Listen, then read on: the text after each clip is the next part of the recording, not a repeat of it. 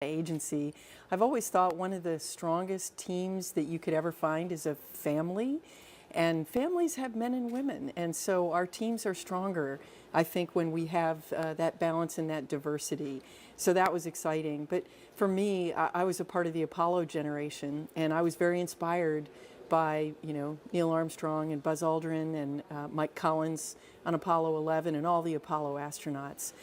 I just cannot even imagine the inspiration, though, for a little girl. I mean, it never occurred to me that I wanted to be an astronaut, but of course there were no women astronauts then. I think what's going to happen now with the Artemis generation is that that first woman and the first person of color is just going to have a huge impact on the next generation. Right. We are just watching with bated breath, and I know that it's going to mean so much to little kids to look up to them. And we understand, too, this is a huge, when we launch Artemis, it's going to be a global accomplishment. We have the Artemis Accords, which are helping us make sure we explore peacefully. Can you tell us more about those?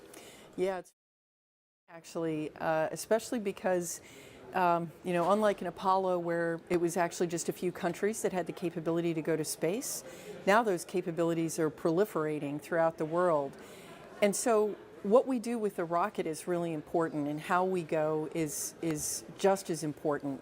And how we go is as teams and with our partners, and with a sense of the responsibility that we have as we go out into the solar system to do it peacefully for scientific purposes and responsibly. Right. Pam, you have a great sense of teamwork, and this is definitely not our first time. There's a lot of things that go into testing out a first-time vehicle. There's actually dynamic activity going on right now. So how does this first flight test of SLS compare to other? The end of the runway and then run down the runway and come back and check all the data.